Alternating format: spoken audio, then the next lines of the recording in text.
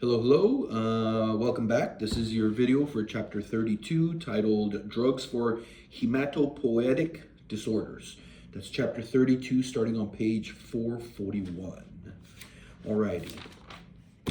Previous video, we were talking about how there's two approaches that your body has to promote hemostasis, stop bleeding. We said one of them was clotting factors that come from the liver. And that pretty much was the majority of the previous chapter, right? Because we said the other component of how your body or other system that your body has to control bleeding and hemostasis comes from your bone marrow. And then that was your platelets, remember?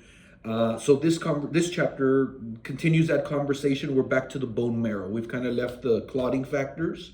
We've moved over to the bone marrow. The last time we were talking bone marrow because that's where your platelets come from. But don't forget, so do your red blood cells, so do your white blood cells, and that's the focus of this chapter. That's why over on page 442, look at this great picture you have there, figure 32.1. Kind of looks like that. Yeah, it's pretty neat.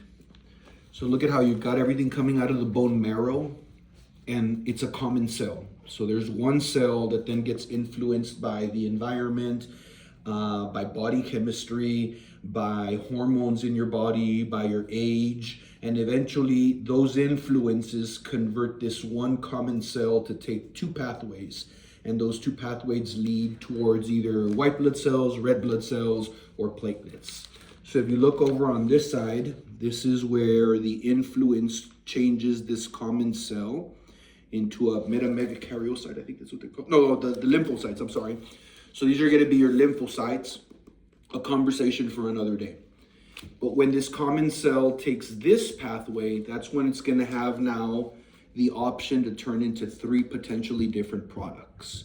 Previously, we talked about this one because this same common cell takes this pathway and turns into the metamegakaryocyte, which eventually breaks apart and turns into platelets. That was the conversation of the previous chapter. So remember, anybody that has bone marrow deficiency, bone marrow cancers, maybe you have another type of cancer and you're getting chemotherapy, and chemotherapy is going to zap your hair cells and it's going to zap your bone marrow as well. So it could be because the cancer is in the bone marrow, or it could be as a result of chemotherapy from other forms of cancer, that it could suppress this bone marrow from making all of this. But right now we're focusing on this side. And like I said, last chapter we talked about the platelets. This time we're going to talk about these two areas here, which is the final product being your red blood cells and your white blood cells. Let's take one at a time. Suppose your body is under hypoxic conditions. Perhaps you move to Colorado where the altitude is much higher, the air is much thinner, which means you're going to have to adapt and make more red blood cells. That kind of an environment might cause your body to create more erythropoietin. And if you remember from A&P, erythropoietin comes from your kidneys. So when the kidney detects that, we need more red blood cells, it releases erythropoietin, which goes over to the bone marrow. That erythropoietin causes this common cell to take this pathway because that's what is needed. And you end up with something known as a reticulocyte. The reticulocyte is an immature red blood cell. Eventually, the reticulocyte matures into a erythrocyte. Erythrocyte is the red blood cell. Reticulocyte is an immature red blood cell. The main difference between a reticulocyte and a erythrocyte is a nucleus. So if the red blood cell still has a nucleus, it's immature and it's a reticulocyte. Not until it loses the nucleus completely does it now get considered a fully matured erythrocyte. So between the reticulocyte to the erythrocyte, once it becomes a erythrocyte, the lifespan of the red blood cell is about 80 to 120 days, and it cannot reproduce on its own because it has no nucleus. So at some point, as it passes through the spleen or the red blood or the liver, there's these small capillaries called sinusoids that when the red blood cell bends through it after 180 days, pop, they pop. So you lyse, hemolysis. and you start recycling the old red blood cells for new red blood cells. So on average, the erythrocyte lasts about 80 to 120 days.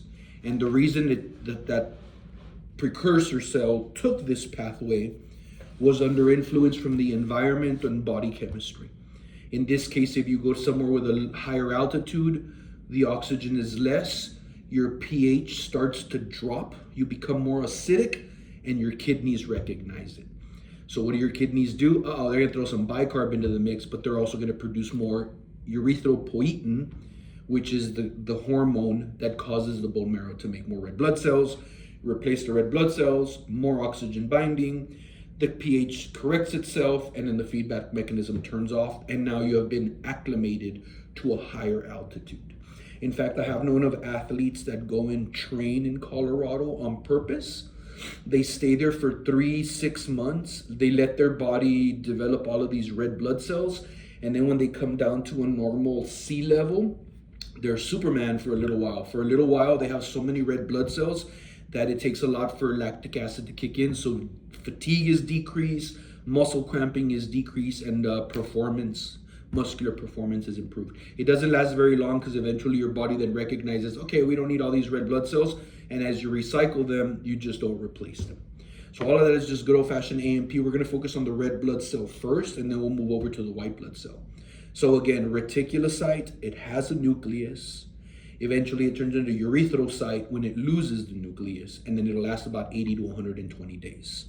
Once it loses the nucleus, that's where the heme and the hemoglobin comes in with an iron molecule to give that red blood cell its oxygen binding capacity. Make sense?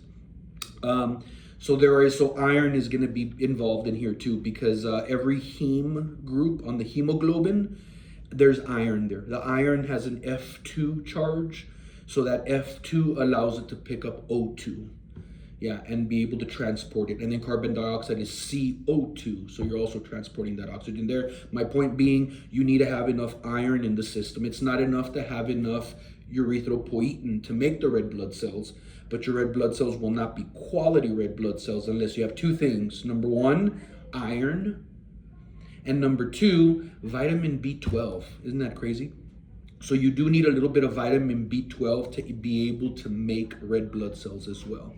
In fact, your book focuses a little bit on that B12 and the B shots over on page 443. Up at the top, left-hand side, B12 and folate disorders. Yeah, let's read a little bit there because it talks about, look at the first bullet point, vegan mothers. You know what a vegan is? You've met a vegan? If you meet a vegan, they're going to tell you they're vegan and not stop talking, and they keep talking about being vegans the whole time that you're talking to them. I'm not a proponent of the vegan lifestyle or the vegan diet. I love animals more than I do people. Sometimes I regret that I went into nursing and I should have gone into veterinary care as well. I think about that sometimes. But my point being, like, it's not about the rights or wrongs of eating animals. It's just the way that the human body is designed. So our body is designed to be able to consume both plants and animals, and our body chemistry and all of our physiology is expecting those two types of fuels to function. So this concept of the vegan is a very human concept of, I'm not going to eat any meat, any animal product. Can you get by with it? You can. It's very difficult, but the only thing is that there's always going to be deficiencies. So I don't promote veganism at all. I get it. Minimize maybe the consumption of animal products, cholesterol levels and that. I get it. Different people are vegans for different reasons, but here's the concern. You're going to have B12 and folic acid deficiencies, which means you're going to have to stay on top of that and be supplementing that on the regular. So look at that. It says the vegan mother consumes no animal products, exclusively breastfed infants can develop a B12 deficiency. So we call that pernicious anemia. When there's a B12 deficiency, there's pernicious anemia. It's going to affect the quality of the red blood cells. Yeah. So pernicious anemia, vitamin B12 involves a chemical known as intrinsic factor. And it's a protein that comes from your stomach lining. So your actual stomach lining uses B12, absorbs B12, makes intrinsic factor, which then kicks into the whole production of the red blood cells as well. So that's the concern with the vegan diet. There's going to be a B12 deficiency, potentially even to the baby, and then you've got these different types of anemias that can occur. So that's why the conversation you'll see, we'll talk about B12, we'll talk about iron and how it falls into the red blood cell production. Second bullet point, not a big deal. B12, sure, folic acid. But look at the third one. It says, because the body stores as much as 5 milligrams of B12, it may take several years for a deficiency of B12 to manifest. So no surprise that the majority of patients that get B12 shots are usually elderly. So usually I see elderly men, 70s, 80s, 90-year-olds, they'll get B12 shots either once a week, once a month, a couple times a year. It all depends, yeah. You also see a decrease in neural function when there's no B12 in the system. So it's true that Red Bull gives you wings, right? Because that's all that Red Bull is. It's B12. So once you give these old men or old ladies their B12 shot, woo, they want to go play bingo, they want to go to the casinos and stuff. So it doesn't improve the neural capacity, conscious alertness, problem solving. You see an alertness that happens. So don't be surprised if you end up at a nursing home working part-time or full-time, right? Maybe you'll be a nursing home manager. B12 shots are going to be a big part of managing the elderly. The other types of people that might have a B12 deficiency, because I said that intrinsic factor comes from the lining in the stomach, is going to be people nowadays that get these gastric bypass surgery. So gastric bypass is they'll take your stomach, and the theory is they remove part of the stomach. So now you have a smaller stomach. So now you'll eat less because you get full faster, and therefore your calorie consumption drops.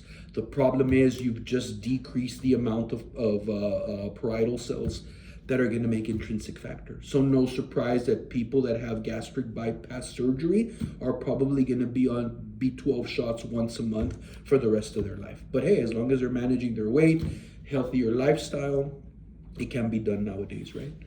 Last but not least, look at that last bullet point still under that Pharm facts there. It says administration of folic acid during pregnancy has been found to reduce neural tube defects in the newborn. Some of you that are parents probably know this already. But yeah, folic acid, as soon as you find out you're pregnant, that's the first thing the doctor is going to start giving you, folic acid. And it's just to prevent neural tube defects. It's just to promote that the baby has a healthy brain and a healthy spinal cord as they're developing in utero.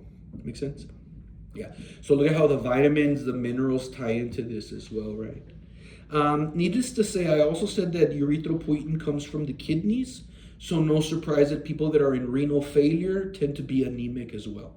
The kidney's not functioning properly, so it's not producing erythropoietin on the regular to keep those red blood cells functioning, that recycling to continue on regularly, yeah? So what do? We actually give artificial erythropoietin. I've given it countless of times, probably thousands of times over my years. If you look over on page 443, table 32.1, I only need for you to highlight two drugs right here. Over at the top there, it is the second one with the red pill, and it says, oh, I can't see it. Epoetin alpha, yeah. So these two are brand names, Epogen, Procrit. I've also heard of Aranesp. So there's multiple companies that make this artificial erythropoietin, and this is erythropoietin alpha, yeah. Look to the right-hand side, the administration sub-Q. It can be given IM, but it's not the preferred route. When you give it sub-Q, it gets absorbed at a much steadier rate, and you have the production of red blood cells at a much steadier rate. So no surprise, it says sub-Q/IV, probably sub-Q. Rarely have I given this IV. And then it says start with 500 to 100 units. So this comes in units, not milliliters. Yeah, milliliters, yeah, but it's going to be in units. It's these little tiny glass vials. Most of the time you find them in the refrigerator. They used to be super expensive. Back in the day, it was like $100 for just one. That was about 10 years ago. So it's probably about $200 for a little bottle of it now, yeah? What else does it say? Now remember, if you give erythropoietin sub-Q, you're going to cause bone marrow to start making more reticulocytes, to start making more erythrocytes. So the concern is that it might work too well. So monitor blood pressure for fluid overload, vascular overload, because of polycythemia. You made way too many red blood cells. So needless to say, this needs to be measured, considered who's getting it, how much, how often. That's why it even says here that the dosages are units per kilogram per dose. So it depends on how big you are. And then needless to say, big old Viking guy probably is going to need a lot more blood than little tiny Filipino grandma, right? So no surprise that it's going to go based on weight by kilograms, right? And then you have a target HCT hematocrit as opposed to HBG hemoglobin. That's the main lab. How do I know somebody is anemic? I need an H&H, a hemoglobin and a hematocrit. And if that hemoglobin and hematocrit is too low, it could indicate that we need to give a dose of erythropoietin sub-Q. Does that make sense? It's all falling into place. And we'll look at the prototype drug box for it too. But look over on the right-hand side, adverse effects. Think about it. You made way too many red blood cells. The system is overloaded. So you're going to see the signs and symptoms pretty much consistent with high blood pressure, headaches, vasodilation throughout the body, right? Because there's so much fluid in the system from the red blood cells. So no surprise, adverse effect, headache is going to be your big one. So it might be working a little too well. How would you know? Draw another H&H and it's going to be through the roof. But what do you do if you totally gave somebody way too much erythropoietin and they're overloaded with red blood cells? What's the reversal agent? There is no reversal agent, but there is a reversal procedure, and that's good old-fashioned phlebotomy, which means if I see you or I gave you the erythropoietin and now you're complaining of massive headaches and your blood pressure is 200 over 100 and oh my God, this guy's gonna pop, from all that blood.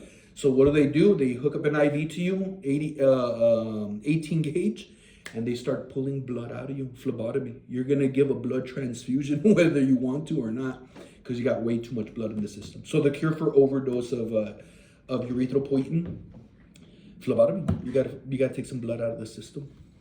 Before we hop to that other drug on here, let's continue with the erythropoietin and get the red blood cells out of the way. Yeah. Turn the page over on 444, up at the very top. There it is, your bold term, erythropoietin. So that's the name of the natural hormone that your kidneys make. And we can give artificial erythropoietin, and that's the prototype drug box down at the bottom. Epoetin alpha, also known as Epogen, Procrit. There's also Aranesp. There's like 3 or 4 of them out there. Not a bad company to buy some stock in because this stuff is in production constantly. Look at the therapeutic class, erythropoiesis stimulating drug. It makes red blood cells. It makes reticulocytes, and then the reticulocyte is in circulation, and eventually it loses its nucleus and improves its oxygen binding capacity. 80 to 120 days, and then your liver and your spleen break them apart and recycle them so that the new ones that are coming from the bone marrow take their place. We keep moving. So actions and uses. Look at the third sentence. To stimulate erythropoiesis. That's what you need it for. A little bit further down, erythropoietin is effective in treating disorders caused by a deficiency in red blood cell formation. Who would have a deficiency in red blood cell formation? Chronic kidney disease, cancers of the bone marrow, patients undergoing chemotherapy for other cancers. The chemotherapy in itself will kill your bone marrow, and now you have a deficiency of red blood cells, white blood cells, and the platelets. But we're focusing on red blood cells right now, right? Keep moving a little bit further. And it even tells you right there, CKD, continue. There's a sentence there that says erythropoietin alpha is sometimes given to patients undergoing cancer chemotherapy, there it is, to counteract the anemia caused by the anti-neoplastic drugs. It all becomes common sense after a while. You just need to know the patient's diagnosis. Then you already know, okay, well, for that disease, they do this, and then these are the complications to that disease. Got it. Now I know what signs and symptoms to look for. So in this case, a patient with low H&H is going to look pale, so pallor. Cap refill is going to be low. Respiratory rate might be high because they're trying to compensate.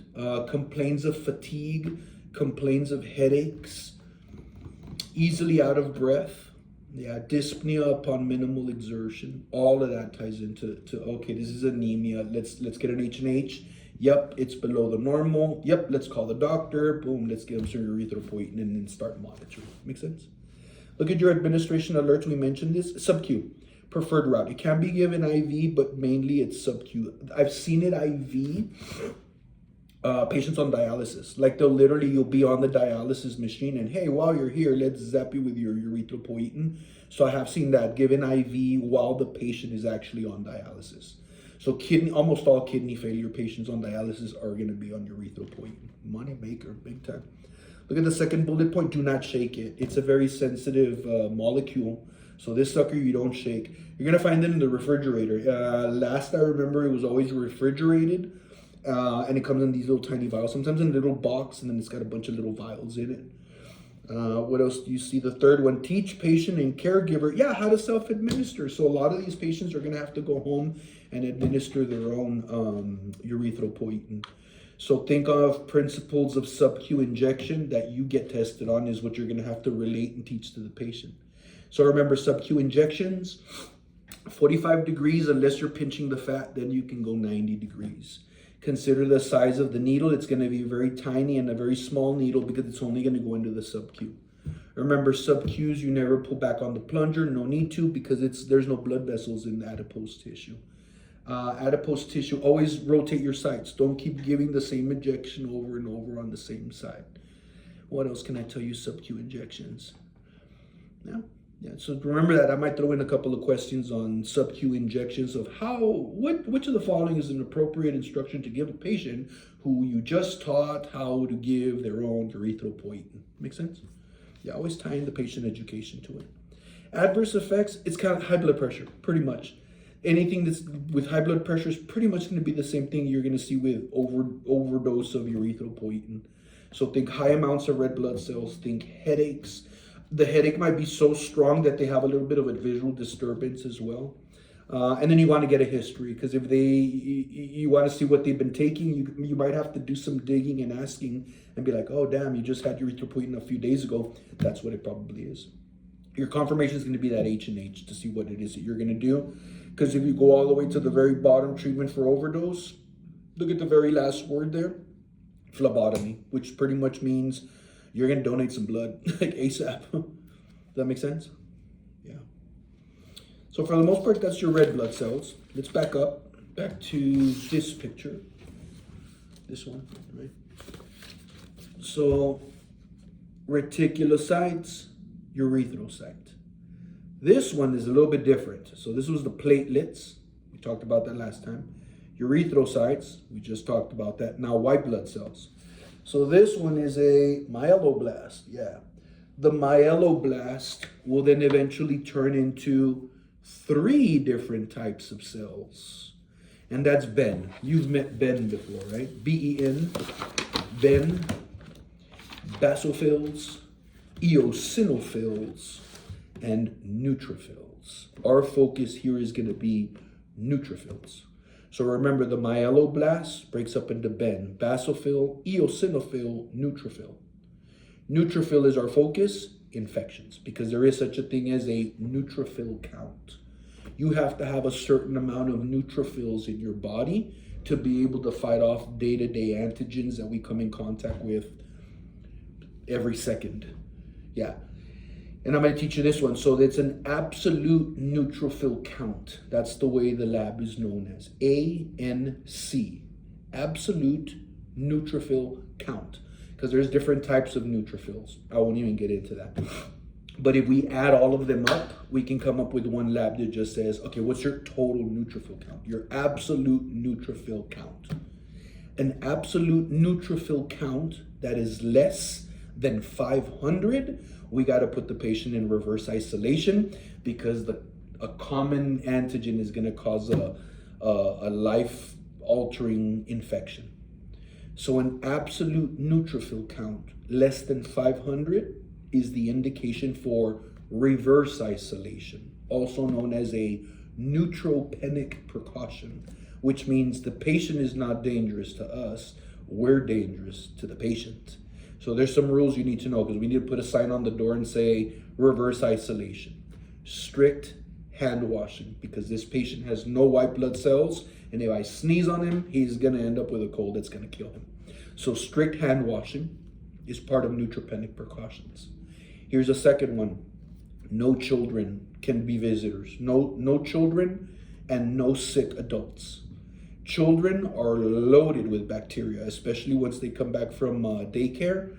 Daycare is like a cesspool, like a petri dish of everybody's little rugrat with a bunch of bacteria, and they're all just mixing their bacteria up, touching their butts and sticking their fingers in their nose and touching their mouths and stuff, putting everything in their mouth. They're cesspool. So you cannot bring children into a room that has a neutropenic precaution because the child is dangerous to the patient. Same thing with anybody that has a cold, and if you insist on visiting, damn it, wear a mask. Put a mask on these people, and I would put PPE and put gloves on any visitors as well. Here's another one, neutropenic precautions. No fresh fruits, raw vegetables, none. No apples, no bananas, no peaches, nothing fresh. Everything has to be cooked. Here's another one, no ice from an ice machine, because all ice from all ice machines is dirty. All of it, every single one of them, even the one that you have at your house. So no ice for patients on a neutropenic precaution. Bottled beverages only. Bottled beverages only. Here's another one. What did I say? No flowers, no potted plants, because the dirt might have some sort of a bacteria. So again, all of this is considered a neutropenic precaution. You have no white blood cells. It's below 500 on the ANC. This is an indication for reverse isolation. Neutropenic precautions. Make sense? We need to give this patient something that's going to stimulate their bone marrow to make more myeloblasts so that we can replace those neutrophils. Yeah. So I'm back to page 443. Table 32.1, and now we're looking at the second drug with a red pill right there under colony stimulating factor, also known as filgrastim, also known as Granix or Neupogen. That's the one I know it as Neupogen. So this is different. This is going to be not to stimulate red blood cell production. This is to stimulate white blood cell production. Right hand side, IV, 5 micrograms per kilogram per day. We're back to the size of the patient. Big old Viking, tiny Filipino grandma, right? You got to consider both of them. It can also be given sub-Q, it says here. Flu-like symptoms. Yeah, a lot of these kind of white blood cells, they tend to give you body aches and bone ache. And like a flu, kind of like that body ache that you get with flu is what I've heard described. What it says, a little bit of fever, a little bit of dyspnea, nausea, vomiting. Your biggest concern is right there at the bottom, thrombocytopenia. Clots. It could cause little clots to kind of develop. I don't know how common that is, but it is something to kind of keep an eye on, just as signs and symptoms of a potential clot, you know. So just play it by ear and look at symptoms. Let's look at that one a little bit closer, this drug, the filgrastim, over on page 445. Up on the left-hand side at the top, there's your definition for a colony stimulating factor, which is what this drug is here.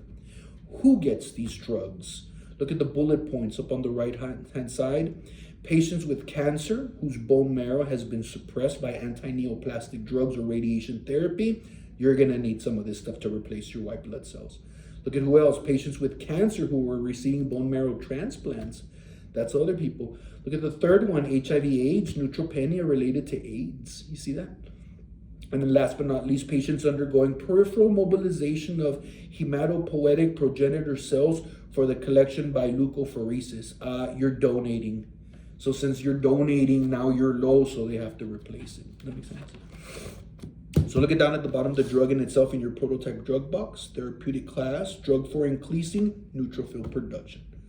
Who's probably getting this? Anybody with a neutrophil count less than 500. That meets these criteria on these bullet points, because the average patient with a low neutrophil count is not going to get this. This stuff is so expensive. So it's going to be reserved specifically for these patients with these bullet points. You know, immunosuppressed patients. We continue, look at the actions and uses. Look at the second paragraph where it says its two primary actions are to increase neutrophil production in bone marrow and to enhance the phagocytic or cytotoxic functions of your existing neutrophils. So it's to improve the neutrophils you have and to stimulate your bone marrow to make new neutrophils. Make sense? Look at the last sentence in that same paragraph where it says the dose is based on, there it is, absolute neutrophil count, ANC. The target range is 1,500 to 10,000. And remember, what did I say was when you implement the reverse isolation, when the ANC is less than 500. You're right. Good, good, good. Look at your administration alerts. Just the first one. Do not administer within 24 hours before or after chemotherapy with cytotoxic drugs, because the chemotherapy won't let this medication work properly. It'll antagonize it and it won't work properly. So you gotta time it. You gotta time it in case you get an NCLEX question on it. And then adverse effects, there's that one sentence in there that just talks about the bone pain occurs in significant number of patients receiving filgrastim. Yeah, I heard that it feels like the body aches, like when you get fever, is how I've heard it described for the most part. Not too often have I given this drug, but it's out there. Looking down at the bottom, treatment for overdose, no treatment for overdose. Yeah, you just, man, I doubt you get any symptoms. It's probably just the body aches that you're just kind of treating symptomatic-wise more than anything. Okay, so that's red blood cells, white blood cells, and the previous chapter we covered the platelets as well, right? There's a little bit on platelets over on page 447. It just talks about, there's the term thrombopoietin. So there is something that we can give that also makes platelets to increase, but you're probably better off getting a direct platelet infusion. So there is such a thing as platelets. Instead of giving blood IV, you give platelets IV, kind of similar to albumin. Very sticky, but it comes in bags, where albumin comes in these little glass bottles. I want to say that the platelets come in a bigger pouch, if I'm not mistaken, unless I'm confusing that for good old-fashioned, what do you call that, serum, where they'll give the serum as well. You might want to Google it. Maybe Google image platelet transfusion. See what that looks like. I want to say it's in a plastic bag, and the albumin is in the glass because the albumin will stick to the plastic and won't come out. Neither here or there, right? So anemias, when they specifically use the term anemia, it's specifically related to the red blood cells, because you don't say that someone's low on white blood cells, oh, they're anemic, or someone's low on platelets, oh, they're anemic.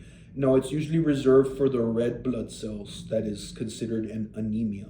But be careful, because there's like 15 different types of anemia. They're all categorized based on, anemias can make your red blood cells go big and they don't function properly, or they can make your red blood cells go tiny and they don't function properly. And then some of the anemias make your red blood cells change color and they look pale. So that's how they determine what type of anemia you have. Is the red blood cell big or is it small? And is it pale or did it retain its color? Because depending on the combination of those symptoms and then the way the patient seems, that's how they'll determine what type, on labs of course, and then they'll determine what type of anemia you have. Just to bring the point home, turn the page up at the top on 448. So 448, table 32.2, classifications of anemia.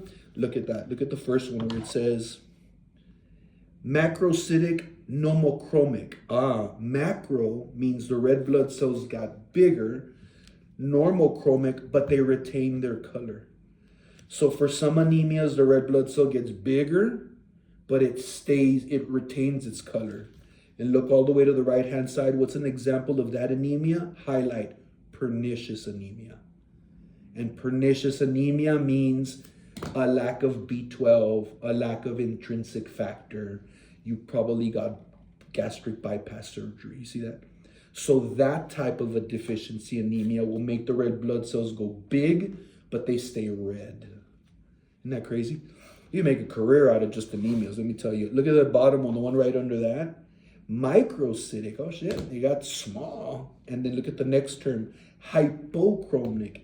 They got small and they got pale.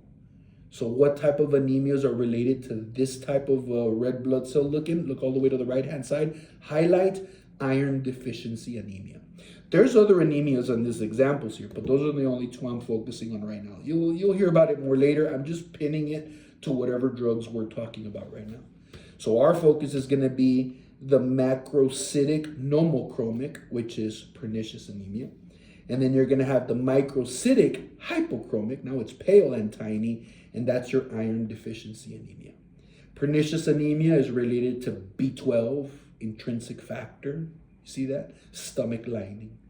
But the iron deficiency, a lack of iron. So this could be for several reasons.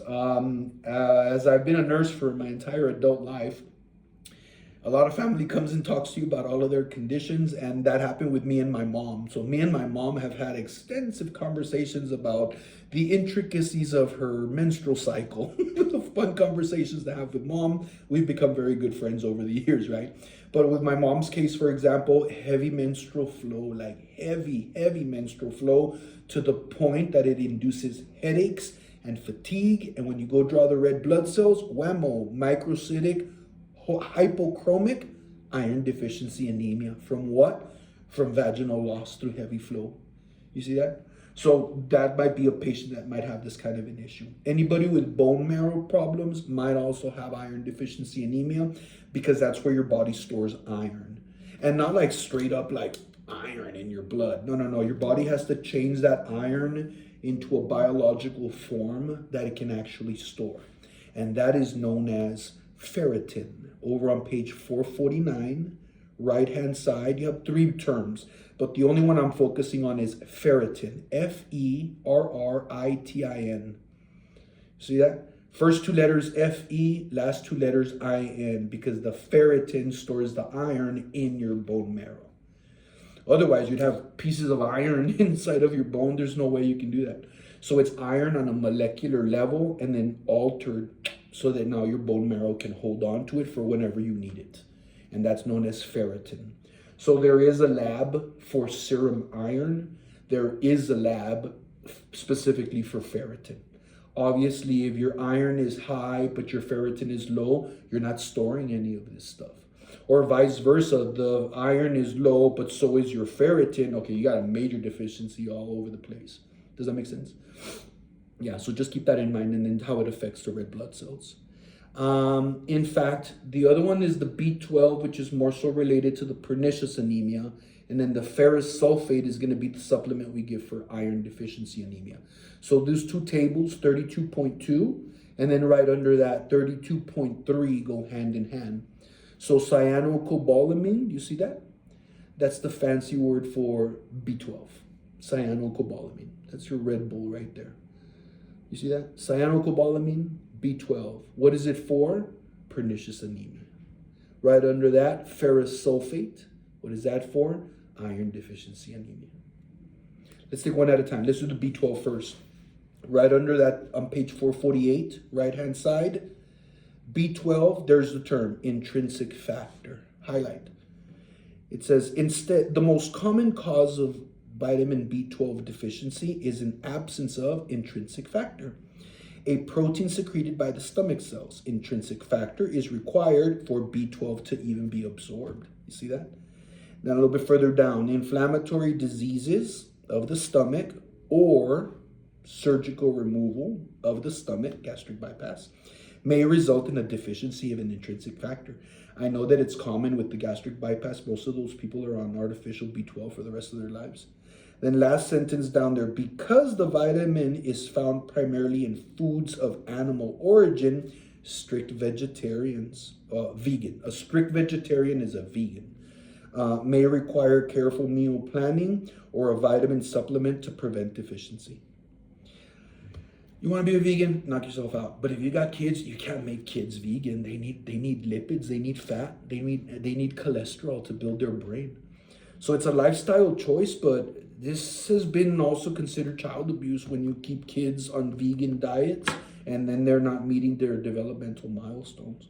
I saw a video once of a lady who tried to make her cat vegan. I don't know, but it happens. People have these notions, you know. We continue on page 449. The most profound consequence of a B12 deficiency, boom, pernicious anemia. And what does it look like? Macrocytic nomochromic. Big red blood cells, but they retain their color. You see that? What does it say? It says, which affects both the hematologic and the nervous system. The hematopoietic stem cells produce abnormally large erythrocytes that do not fully mature. I want to say, I don't know why I'm thinking of a red beefy tongue. I want to say that I read that somewhere where there's a red beefy tongue that's associated with pernicious anemia. Am I making that shit up? Let me see. We gotta look that up real quick. But I want to say a red beefy tongue. I'm gonna ask ChatGPT. Let's see. Chat.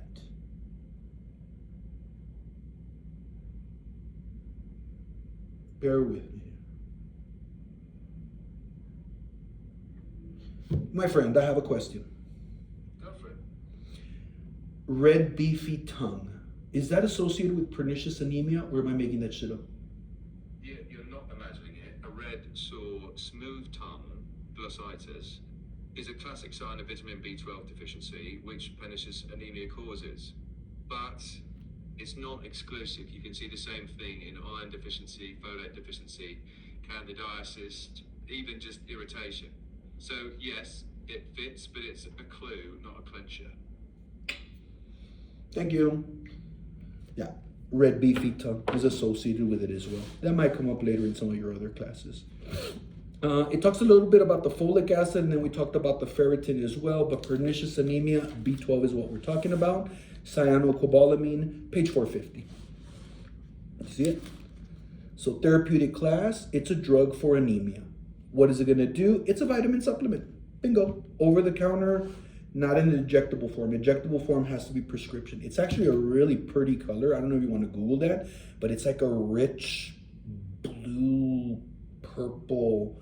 It's a very interesting, unique color. It's a very pretty drug, actually.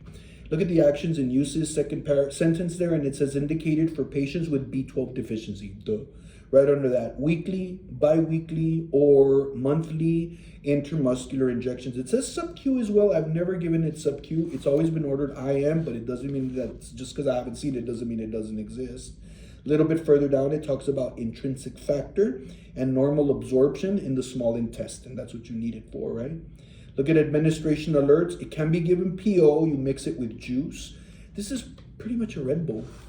It really is what it is, except in a much more concentrated form and then into the bloodstream, where then it just kind of circulates over and over. Because when you take it PO, I would imagine it just kind of goes through you, because this is B12. Is this a lipid-soluble vitamin or a water-soluble vitamin? Right, water-soluble. So that means, can you overdose on this? Nah, you're probably going to just urinate it out. I mean, don't get me wrong, you drink 15 Red Bulls, you're going to start to see sound, after a while, and you'll get the jitters, but eventually you'll urinate all of that out. That's why down at the bottom, treatment for overdose, no overdosage has been reported. You can. It's a water-soluble vitamin. You just urinate the excess out. The only thing that I do want you to look at is the contraindications. That second part where it says cyanocobalamin is contraindicated in patients with pulmonary disease. Yeah, for some reason it just causes some issues with respirations. Should be used cautiously if you've got heart disease. I never really heard of that. Potential for sodium retention. I never even heard of that. Yeah, but I have heard that pulmonary disease, watch out with B12. Just monitor. And remember, the most common people you're going to see that's going to be on this, 70, 80-year-old men, women too. Gastric bypass is going to be a big one. Good. The other one we talked about was the iron deficiency. The human body is a very, very, very poor absorber of iron. So we already naturally have a hard time absorbing iron as it is. So when you don't bring iron in from the diet on the regular, there's gonna be problems for sure, because we're already poor absorbers of iron in itself. Where is it? The considerations. 451, left-hand side up at the top, second paragraph. Iron dextran or iron sucrose. That's the one I've given in the past. I've actually prescribed this, when I used to be a nurse practitioner. Iron sucrose, known as Venofer.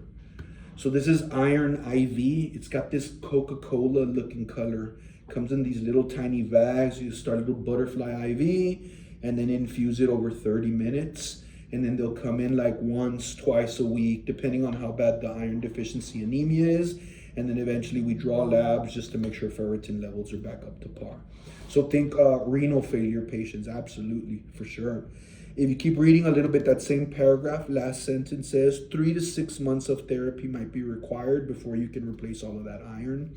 And then literally right across from it on the next paragraph, highlight where it says patients should be observed for at least 30 minutes following the completion of an infusion to assess for possible allergic reaction. You should assess anybody for 30 minutes anytime. Usually if it's past 30 minutes, you're pretty good. You're probably not going to get an allergic reaction, but there is such a thing as a delayed sensitivity reaction where the reaction may not occur up to 24 hours later. That's scary, but it does happen. Very rarely seen, but it exists. There is a delayed sensitivity reaction. Let's read a little bit on Venofer right here, or ferrous sulfate. It says therapeutic class anti-anemic drug, and it is an iron supplementation. So needless to say, who is going to get this? Anybody that's iron deficient. Towards the end of the first paragraph, highlight a positive response may be achieved in 48 hours after therapy, may continue up to several months to replenish the store's deposits of iron, which means to replace your ferritin. Laboratory evaluation of hemoglobin and hematocrits, right, are conducted regularly because an excess can give you iron toxicity, right? Look a little bit further down. If you're going to be giving it as an IM, yikes, iron IM, I've never heard of that. Use the Z-Track method, yikes. I've given it IV. Look at the first one, the first administrative alert. IV, careful to prevent irritation because iron is, yes, highly irritating. If the needle infiltrates and you start putting iron into the skin, it's going to leave them with these horrible blotches that takes up to 6 months to go away. So they're going to be really upset. Make sure you have a very patent IV. A lot of times this can be delegated to your nurse assistant if they're qualified, because I've worked at doctor's offices where I would prescribe it and then my assistant would give it. But I had to also keep a close eye just to make sure that things are patent, because that's horrible service. They come back in all these big old black blotches, which isn't a big deal because it's not harmful. It's not a big deal until it actually happens to you. Then it is a big deal. So just consider that empathetic point of view. Like, I wouldn't want that to happen to me, so I got to keep an eye on it. A little bit further down, adverse effects, the GI absorption, decreased absorption. We're already poor absorbers of iron. So that's your concern, making sure that you absorb as much of the iron you're taking as possible, especially if you're taking it PO. So here's the trick. When you give iron with citric acid, you absorb it better. Yeah, so ascorbic acid, which is vitamin C. So anything citrus, that's what you want to take your iron with. The vitamin C helps the iron get absorbed quicker in the small intestine. Let's see if your book talks about that. Adverse effects up at the top. Antacids should be avoided, but you already knew that, right? Because we talked about that in Pharm 1. Never give anything with an antacid because you'll decrease the absorption, remember? Should not be taken with ferrous sulfate because they reduce the absorption of the mineral. What else? Iron compounds, 1 hour before or 2 hours after a meal, same thing, because if there's calcium in that meal, it's going to interfere with the absorption of iron more than you already are going to have an absorption. Here's the concern. Once you take iron, right there, warn the patient, dark stools. But it's not the black tarry stools, they're just black. Like the stools are normal size, not a diarrhea. Well-formed stools, but black.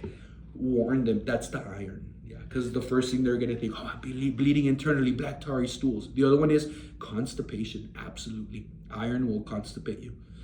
So don't be surprised if people take iron supplements and a stool softener.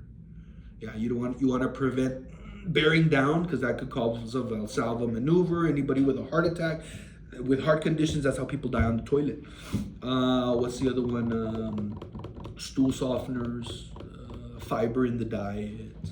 What else can we do for constipation? Ambulate the patient 15 feet twice a day by the end of the 12-hour shift. What else? Fluid intake, roughage in the diet, fruits, vegetables to promote bowel movement, Metamucil, those kinds of things. A little bit further down, drug-drug interaction, just highlight antacids. With antacids, the concern is aluminum ions and calcium ions. Aluminum and calcium will bind with just about any drug. If you take it at the same time, then you're just going to poop it out, and then there goes all your medication that you paid money for.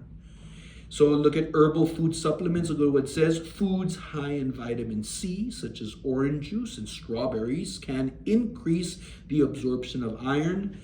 That's good. So you want to tell people to take their pills with a glass of orange juice. Not a full glass, like a little shot, but just enough to coat the medication and help with the absorption. You don't want to overdo it with the citric either.